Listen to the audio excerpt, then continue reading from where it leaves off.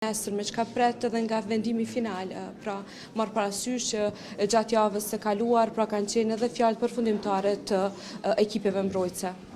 Më lejoni t'ju uroj 18 vjetorin e pavarësisë juve dhe gjithë gazetarëve e qytetarëve që kanë shpreh kaq shumë interesim të madh që t'jenë prezent në këto dhomat e specializuara gjatë gjykimit të 4-shës së UÇK-s. Ky gjykim ka qenë një maraton e gjatë, 2 vite kemi qenë në pritje, pa ndonjë akt akuzë konkrete.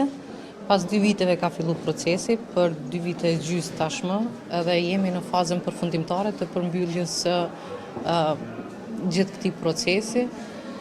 Nesër pres që 4 liderët ta shfrytëzojnë të drejtën e tyre, ta marrin fjalën. Nuk jam e sigurt që a do të flasin apo jo, por besoj që do ta shfrytëzojnë të drejtën që ju takon, që secili ta ketë një fjalë përfundimtare rreth këtij procesi.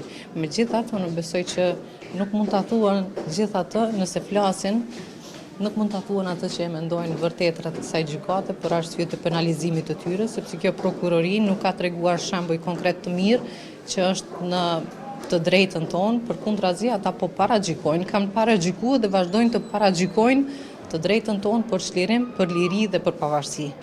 Gjatë javës kaluar, siç e përmenda, pra kanë qenë fjalë përfundimtare të gjitha ekipeve mbrojtëse, por ndërkohë ZPS-ja ka kërkuar dënim për secilin veç e veç prej 45 vitesh. A besoni në drejtësi edhe cilat janë pritjet e juaja për vendimin final?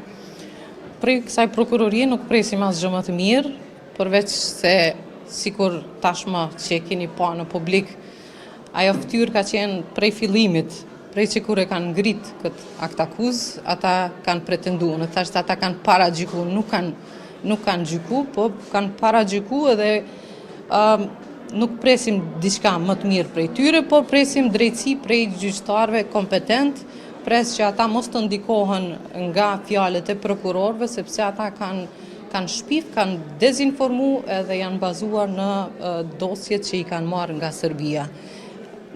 Deri tash nuk kanë arrit të ta shpërfaqin ose ta dëshmojnë ato pretendimet e veta që i kanë pas që sa vite. Po ju pyes edhe sa i përket vizitave të fundit, kur ka qenë hera fundit që ju e keni vizituar në qendrën e paraburgimit pra në Scheveningen të Hagës? Vizitat i kemi të përmuajshme, periodike për çdo muaj, nga 3 ditë, nga 3 orë, nëse donë me hyj kështu specifik. Janë të shkurtra, por që nuk mjaftojnë normalisht që të çmallemi, por mjafton që e kemi atë të drejtë, të paktën të vizitojmë. Edhe cili është pak a shumë pra qëndrimi i tij kohëve të fundit, pra nga takimet edhe vizitat që i keni pas, zonja Selime? Regja mbahati fort, nuk dorëzohet, nuk ankohet, edhe unë besoj shumë në pavajsinë e tij dhe të shokëve të tij, edhe presim që shumë shpejt të kthehen të lirë në Kosovën tonë. Faleminderit shumë, zonja Selime, për këtë lidhje të drejt për drejt këtu nga Haga e Holandës. Faleminderit.